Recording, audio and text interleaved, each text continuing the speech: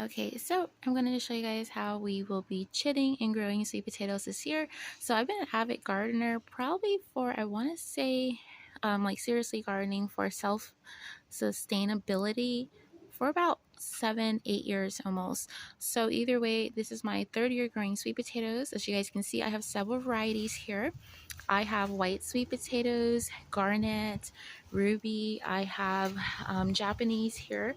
And so you can chit or grow your slips a number of ways. The easiest way is just to expose them to direct sunlight. As you guys can see, now I have a lot of sweet potatoes. If you not already, check out my original video of when I did an experiment of planting a whole sweet potato to just see if that would just result in endless supply. And so I was really interested, thinking that okay, if there's a sweet potato, constant possibilities regarding just slip production would result in a lot. So go and check that video out.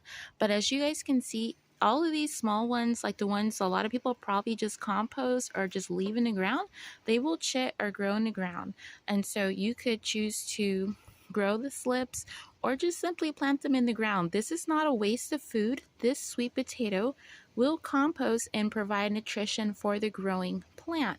And so when it comes to growing food and being self-sustainable, the goal is not to spend like hundreds of dollars maintaining your garden. You want to be able to repurpose, reuse, compost, so to bring down the overall cost of food, which brings down your overall cost of living. Okay, and so otherwise, the older tiny sweet potatoes, you could eat those, kind of like cook them. You do have to be very careful because they're very easy to dehydrate and just burn up, but they will chit, as you can see. Also too, I have a very more traditional method a lot of you guys may be accustomed of, is when you plant, or excuse me, sit a sweet potato in water, and these will eventually grow slits.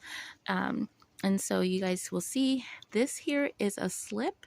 You will then break this off, put this in water by itself, and it will root. It will grow roots, and you will eventually transfer that outside. And so you need sweet potatoes to be in an environment of 50 degrees at night. That's very important because they are really frost sensitive, and you want it to be kind of warm, like high 70s, 80s during the day.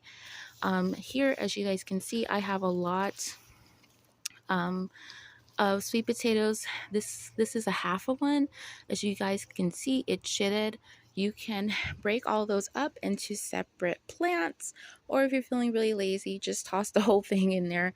Obviously, each slip will have the potential to grow 2 to 3 nice size sweet potatoes. So when you do choose to plant multiple slips in one container, they will normally result in a very small, compact size sweet potato. But either way, they're one of the things that you can grow in anything. You can grow it in a pot, a bag, but definitely you guys get started. I know there are websites that do sell slips. They're kind of expensive, but it is not too late. Put your sweet potatoes in direct sunlight, place them in water. That'll speed up the process, and you will get your slips. You can get organic potatoes, and they will chip finally. So either way, I will see you guys, or the sweet potatoes, we'll see you guys later this summer as they get bigger and where they'll be.